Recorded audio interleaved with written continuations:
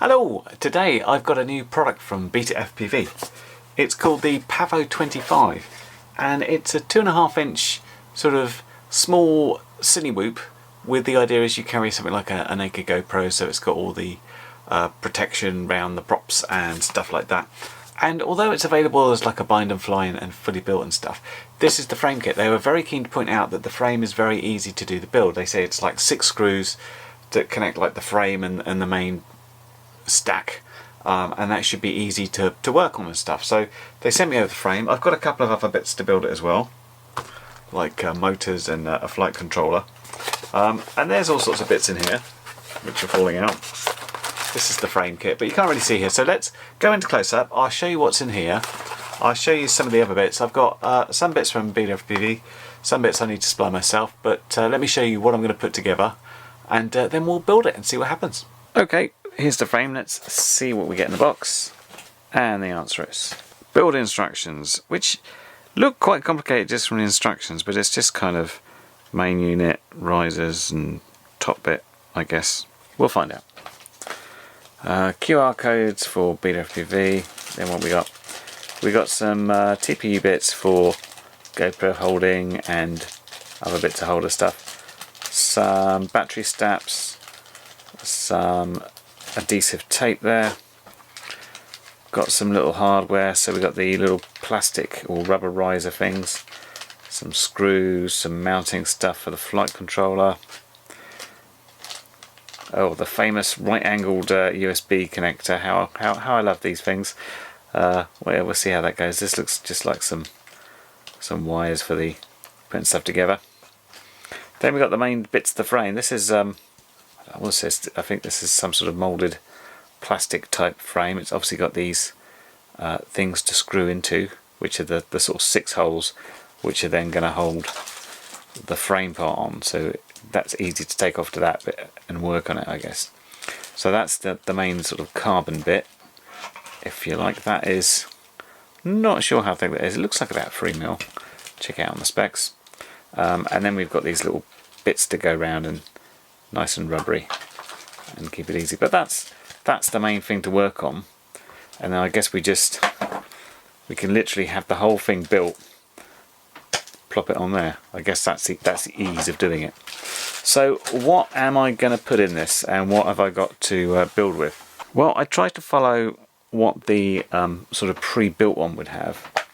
So this is a set of 4 1404 4500 kV motors. They've got a connector. I don't know if the flight controller has a connector. I'll check that out. Bunch of screws and stuff in there. Then we got this, which is an all-in-one flight controller for a toothpick style build, which should be, if I can actually get this bit of packaging off, the right sort of thing I'm looking for. So I can either solder on these motor connectors and just plug in, or just wire in directly. Not sure what I'll do there yet, but that looks pretty good. I like the fact that most of the solder points are nicely on the edges. As far as the receiver goes, we've got one of these Express LRS 2.4 receivers. They did send me some props, but they sent me the wrong ones. These are 3-inch props. There's some special ones they've got called D63, which are 2.5 inch. I don't know if I've got any 2.5 inch, so that might hold me up a little bit, but we'll see what we can do. As far as cameras and VTX goes, they didn't have the stuff in stock to send me, so they've got a baby Ratel in their bind and fly one. I've got a baby Ratel. This was in another quad which I wasn't using, so I thought I'll take this out, but I'm interested to see. I guess they need a 14mm size, which is what this is if I take it out that mounting. I might have a couple of other cameras that can do that, but the baby Ratel is very nice as well. And I supplied my own VTX. I've got the Rush, what's this called? I can't remember. A Tiny Tank, I think this is called. But I've got a bunch of VTXs that may fit in a bit better, just depending how the stack looks. So we got that. That's the gist of it. I suppose I'll get some of the soldering done first off, and just get the bits in place on the frame, and then see what we have to do. I won't show you the entire process, but I'll come back in bits and pieces that I think are relevant and are useful or interesting to see. So yeah, let's get building. Okay, well, just before the soldering, this is my dry fit, and I thought I'd sort of show you what's going on there and how this bit just literally lifts out like that. So what we've got on here, and I will probably cut this down, I've got this cherry antenna at the moment which doesn't quite fit through that thing. We've got the ELRS receiver there, so that's sort of okay and ready to solder up there. There is this little LED in the packet which is sat here behind this little TPU cover, which should hopefully light up on that. That's the tiny tank. I was gonna sort of arrange that in a holder, but there is so much space there. If I pop the top on, and then we just look from the underneath, there's an awful lot of space to do stuff with. There's not an awful lot of spare cable on that one, but that's not so bad. And the rest of the stuff just needs soldering up really. So we've got the baby Ratel in there. This is how the battery strap goes through there and sits on there. All the flight controller, of course, is upside down. So I'm going to take this back off again. I'm going to solder up the connectors to put this in, and then obviously the camera, the receiver here, and the VTX all need to be soldered up. But yeah, it should go together quite quickly. I think it's pretty nice how you can just take the entire stack out like that and work on it. But yeah, soldering bit next. I'll try not to screw this bit up, and of course that's always going to be the difficult thing, getting to that USB connector. So I guess that's why it's nice that it doesn't have to. I mean, there's a space for it so you can get to it, but you don't. You can just take that bit off and do it that way. Anyway, let's join all this stuff up and see what happens. Okay, the soldering is done and it now looks like this. Obviously these are going to be heat shrinked and placed somewhere else. Nothing really too bad with it. I mean, the little sort of quirks were, didn't have many 5-volt connectors. There's 2 going out of that one. These were basically upside down, so although I used the connectors, the leads had to twist to get in, which made it not quite as neat. Yeah, and basically I just need to plug this in, make sure everything works, and then sort out the cabling a bit better. On this side of things, all I've done is just put these on as little stickies, so you've got an option of black or red for these. I went for red. So what I'm going to do is plug this in, hopefully not blow it up, which is part of the reason I'm filming this, just in case it goes up in smoke. Here it is before I blew it up. And yeah, get it configured, put the 2 ends together and make all these bits a bit neater and stuff. And you're probably thinking, uh-oh, why are we still here? What was the problem? And there are quite a lot of problems. Now, I'm doing this retrospectively, so I fixed all the problems, but I just wanted to show you kind of what happened. This was kind of the first setup. It's slightly changed. And what I did, I plugged in a battery. I used a short saver, plugged it in, nothing. No lights, no anything. And I was like, that's really weird. If I plug it into Betaflight, lights come on. So I immediately thought, oh, the voltage regulator's not working here. It's not supplying any 5 volts to 5-volt rail. There's no 3.3 volts. It's not even passing through voltage to the ESCs. That's really weird. It must be a broken flight controller. And I thought, not to worry, I can't get a new one, but I do have a similar flight controller, which is also BetaFPV, that I was using in another cord. I'll swap everything out and pop that one in there. So took it all out, unsoldered everything. At that time the motors were on the plugs. I had to take the plugs off because I didn't have that, and we put it back on this board here, which is very, very similar. And you'll notice I've plugged this in just with the VTX. There's a reason for that, and I'll show you what happened on here, because I can basically replicate it. I configured it all up exactly the same. I plugged in a battery again and nothing. Once again it was completely dead, and I'm like, what's going on? Are you getting problems with voltage regulators? Of course, this came from a working quad, and I was like, have I buggered something up anywhere? And I checked out all my soldering. It was very clean. Normally, you know, I've killed plenty of boards, but I own up to it. So that was weird. I'll show you what happens. Here's my short saver. Let's plug that in. Let's turn it on.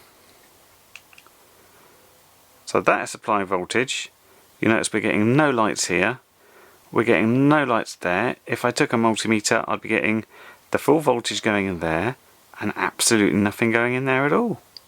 So my big mistake here is thinking that everything was working, and because of the way you had to kind of solder in the power cable last, it didn't lend itself well for sort of taking individual bits out and stuff. But that's eventually what we had to do. We had to determine if this was a problem with a part on there or the actual board itself.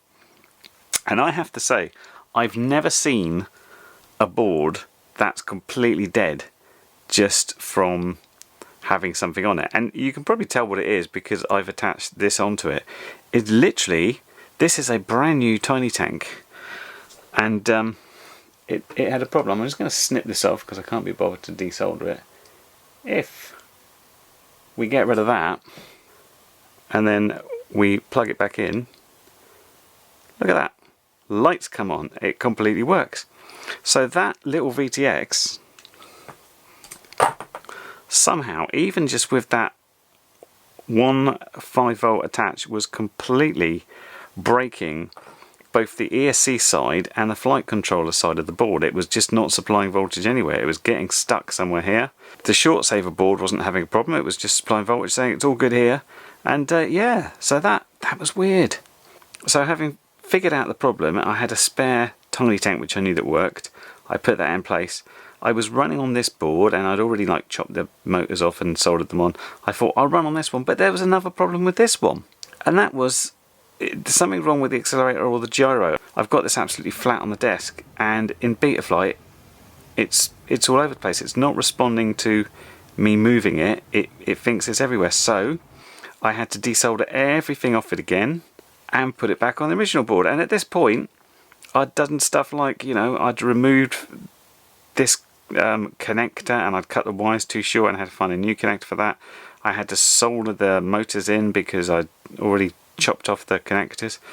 So this is eventually the config working that went into the frame. Now there was another problem with the little Rush FPV VTX, which I think is a problem to do with the version of Smart Audio along with Betaflight 4.3, but I need to do some more experimenting on that one just to check what it is, and I'll come back with another video. But anyway, finally I got this so it's working in the config, put it into the frame, and we could go and fly it. Well, here we are in the woods, and the reason I wanted to come here today, it's like 29 degrees, and I thought I don't want to be sat out in the middle of a field burning, but at the same time I've just had to walk through the sun and humidity for about 40 minutes with my pulse rate averaging 160, so I'm not sure I got off that lightly, but at least I'm not, you know, being burnt in here. Anyway, we're here, we're going to fly this little guy, the Pavo25, hopefully in a few spots, but I figure a couple of batteries around here because it's fun to zip around the trees and stuff. And I'll be using the Commando 8 to fly it. One of the things though, when you're dealing with downward facing props, is if you look at the floor, it's like stony and twiggy, and you have to be very careful not to rip up your props just before you take off. That's one of the only things I would say I don't particularly like about them. Of course, you come out with something to take off from, or a mat or something, you're okay, but yeah, let's fly this thing once I stop sweating so much, and we'll see what happens.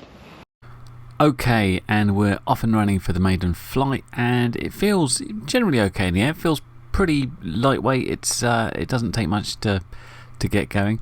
A little bit, I'm not sure what the right word is, a little bit unsteady in the turns maybe. No matter what you've got in terms of how small the ducts are and things like that, it's never going to fly quite as nicely as a regular quad without any ducts, because it just catches the air, and you know, there's something else going on in addition to normal. I should explain as well, this is the first time I've flown Betaflight 4.3, so there may be some stuff I wasn't aware of that I'm not doing right. There were some CLI settings from BetaFPV they've posted on their website, and I applied those because I wanted to, you know, make sure I was doing the recommended things. It's also a props out configuration, i.e. the props spin away from the camera, which is quite normal for ducted type quads like this. The other thing you'll notice there as well is I've got the RunCam thumb on with a TPU print I made for it. I'm not going to go on about the thumb in these videos at all, because I thought I'll save that for another video so I can go through the footage and decide what's going on there. There's a crash for you, just to make sure I sorted it out to see if it was okay, and it was absolutely fine. Yeah, so I'll be doing the RunCam thumb in another video, but I just wanted to have it on there. You get some bits in the box about mountings, and one of them which it's going to work very well for is a naked GoPro type. I think that's where you'll get your best picture from. The other thing I wanted to mention about BetaFlight 4.3 is it's actually quite useful in here in terms of the motors. Because we're essentially mounting the flight controller upside down, it means that you have to redo the motor order, as well as checking if they're spinning the right way. And I noticed you could do that all through a wizard now on the motor tab on BetaFlight, so that was pretty good. It's like all the motors are in the wrong order and they're all spinning the wrong way, and you can sort it out without having to go into BL Heli or anything like that now, which was really cool.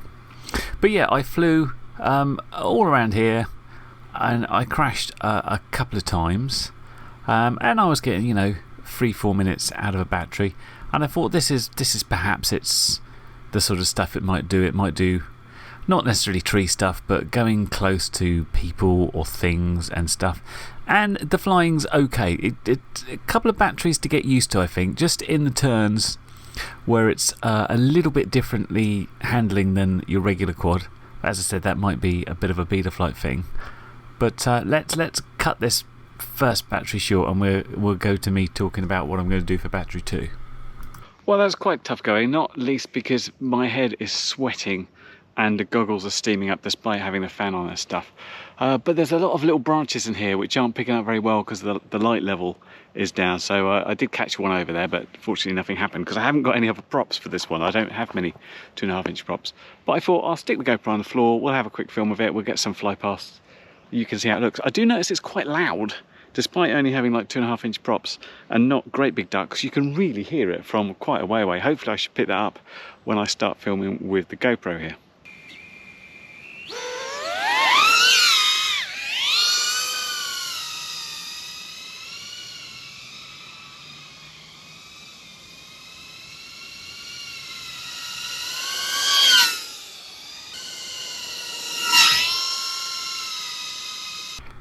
As you can tell, it's pretty loud even when it's some distance away from you, although that LED is quite useful. And if it crashes, you'll get even more of a noise. I'm filming this bit because I then got bored of going up and down with the GoPro, and I went over here and I caught a little branch and crashed. And my goodness, it makes such a noise that it's pretty easy to find as soon as it goes down.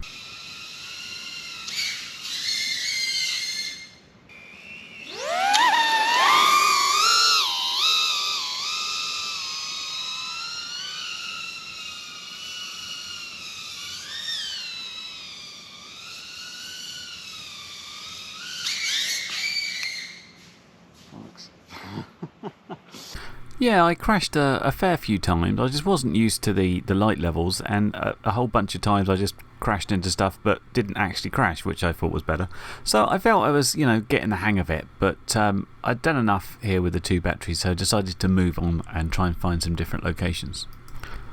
So I thought about this spot, which you may have seen me fly various toothpicks in. Everything's really overgrown. The amount of rain we had, coupled with now the amount of sun, means everything is just branches and long grass and everything. And I thought it'd be quite a good thing to go. It's only a few hundred meters, but if you go along here all the way, you're kind of blocking yourself with little bits of twigs and stuff, and I wanted to see how the VTX would hold up. Of course, this is a frame review and has nothing to do at all with the frame, but again, it's useful for me just to check the sort of signal I'm getting on the radio and the sort of picture I'm getting on the VTX. I should explain as well, I've put this thing on called power level, that 0 MW you've got there, which I thought Express LRS would give me the amount of power it's on currently, but that doesn't seem to work, or I've misunderstood it. Didn't really give it much thought. I just thought, I'll put that on and it doesn't matter if it doesn't work, and it doesn't work, or I've done something wrong, so just ignore that bit. But yeah, great picture, not a problem. Although this is where I found one of the problems, because I came up here and I thought, oh no, I'll go up high, give a quick view of what's happening. It looks really quite cloudy in this picture. It's absolutely sweltering. The sun wasn't coming through too much, but it was so humid. It's just ridiculous, the amount of sweat I had coming off my head and trying to get the goggles not to steam up. But yeah, as I sort of turned down here and kind of went into a bit of a dive, it's like, whoa, it just went off there. This is the old yaw washout that we used to get quite a lot on these sort of whoop style quads. And again, I just wanted to go along here a bit just to see how it felt when I was kind of blocking myself. And, you know, I can get a fair old distance. But I decided I want to try another dive. I picked a spot which I thought looked safe. I wasn't going to go anywhere. Went into not an incredibly steep dive, and as I powered up, whoosh, the yaw went way out and took me down. But as far as I could tell, that was the only issue. I spent the last battery going into the other woods I had, and I was trying to sort of, you know, throw it around a bit, trying to see if I could make it do bad things. And it was absolutely fine. It's throwing it around the trees, doing anything you like. And you could even go and happily do, you know, a little roll as I'm doing here, and it felt fine. I mean, it always felt a little bit heavy in the turns, as I'd mentioned before, but it didn't have any stability issues when doing this. It was only going into a dive. So I thought I needed to check this out in a bit more detail and do a few more batteries in a more open area.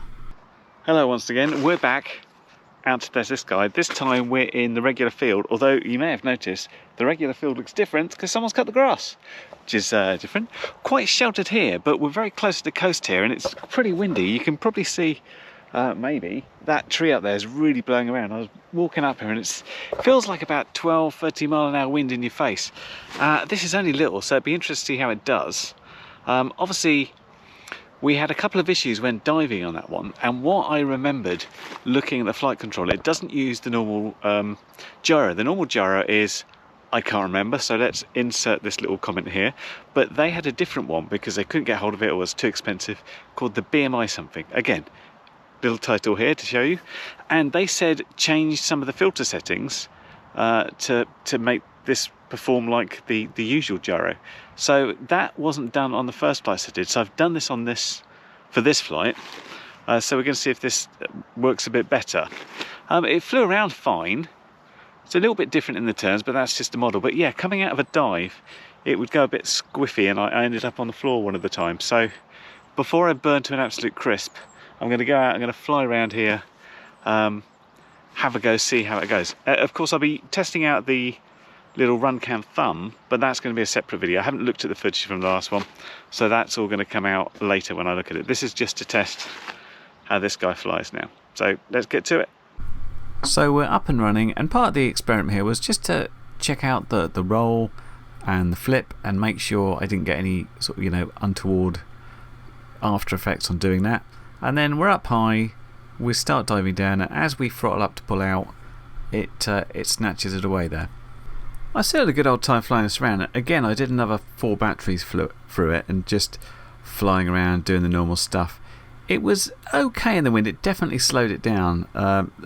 We're going into wind just as we do the turn now, and it was also the case that all those hedges are really overgrown. So aside from the fact I'm going into wind reasonably slow, I'm being quite blocked because the hedges got really dense and high now. And I thought the cows had disappeared until I found them over here in this field for some reason. I don't know why, but... And so yeah, it's flying absolutely fine as long as you don't do a dive manoeuvre in a certain way. Much more fun going with the wind than against it. And I've got a good sort of example of how bad the wind was on this sort of frame. What my intention was to do here is to film the trees and sort of show them blowing, but then I found in order to keep position I'm having to go sort of sideways at about a 45-degree angle. This is not the case of the wind being actually this strong. It's more a case of this is quite a light little quad, even with that battery, and it does catch the wind like a sail because that's just the way it's built. You can't get around that. So yeah, in windy conditions, this is not going to cope as well as a regular quad will. Now, I don't know if I've already talked about this in voiceover, in which bit there's no point in me recording this, I cut it out. What I found from that is that the changes I made didn't help the squiggly problem. Although, having flown different ways of diving and stuff, I can determine what it is. If I dive and I start throttling out at this and then bring it round, that's fine. If I dive, flatten, and then pull out, it gets caught up in, presumably, the mixture of its own prop wash and all the wind buffeting against the sort of prop surrounds and the little ducts, and it goes a bit mental. This is my first time using BetaFlight 4.3, so I don't know if that's it. I put on the recommended tuning settings that BetaFPV gave in a CLI file for this, so I don't know. Generally it flies pretty good. It's just, you know, I can't trust something that's going to go squiggly, which is why I'm not taking it out very far. It was like bad enough going with the cows because they like to eat these things, but let's go back to the office for final conclusions and stuff. Well, there's quite a lot to like about this frame. It comes with a bunch of adapters so you can mount your naked GoPro and stuff. It does take 6 screws and you can lift the whole thing off. The only caveat to that is this little LED cover there that is kind of fiddly to slot in, and you've got to be careful not to lose it. And you know, it takes a hit nicely and bounces off stuff. I also particularly like these little TPU bits, the idea of which is they help lock in that battery by sort of flexing outwards, and that works quite nicely as well. Obviously the only problem we had with it is the yaw washout. You go into a dive and if you sort of come up and then throttle up again, then it's like, whoa, what's happening? This is not a new thing. This is ever since Whoop started coming out and we flying them outside, this is something we noticed, and this is one of the reasons for the props spinning outwards, i.e. like this, is that supposed to help with that. Obviously that wasn't helping particularly on this quad, and you have to be very careful about it. If you dive, then don't sort of power down and suddenly power up. It's a gradual thing will do it. It's not ideal, but at the same time though, when you're using this type of frame, you're making concessions about how well it will fly. This type of frame with ducts will never fly as well as something that hasn't got ducts. And you need to bear that in mind. I keep saying the idea of the Cinewhoop is a very specific thing. You don't need to use these unless you're really getting near to people or things you're going to injure. Don't use these as like, oh, this would be handy because if I bump into a tree and stuff, it'll sort of bounce off and I won't have to replace props. Just, if you're going to do that, if you're just doing regular flying on like a regular field or woods or whatever, just have something without these and buy a whole bunch of props and it will fly a whole lot better. Using this and filming in a sort of smooth way is a sort of different aspect of flying. You wouldn't throw it around so much anyway to get the best footage. But yeah, there it is. If that's the kind of thing you want, this is the Pavo25 and was kindly supplied by BetaFPV, so many thanks to them, and you can find links down below and stuff. As I mentioned, the RunCam thumb stuff, I haven't looked at it yet. I'm not expecting the best from it because I've had 2 lots of RunCam thumb footage and it's not nice, but I'll do another video about this, looking at how it comes off this. The quad felt reasonably smooth. There were little bits and pieces here and there. Perhaps that can be sorted out with better tuning on BetaFlight 4.3. As I said, I hadn't used it before. I was using the recommended settings from BetaFPV and they did an okay job. I just don't know if it's as smooth as it could be for this horrendous RunCam thumb thing, but I'll come back and look at that another time. Anyway, hope this review's been helpful and I will catch you next video. Bye for now. Well, you've made it to the end of the video, so thanks once again for watching. If you like what you saw, then please consider subscribing, and if you really like what you saw, then be sure to check out the link to my blog for a variety of ways in which you can help support this channel.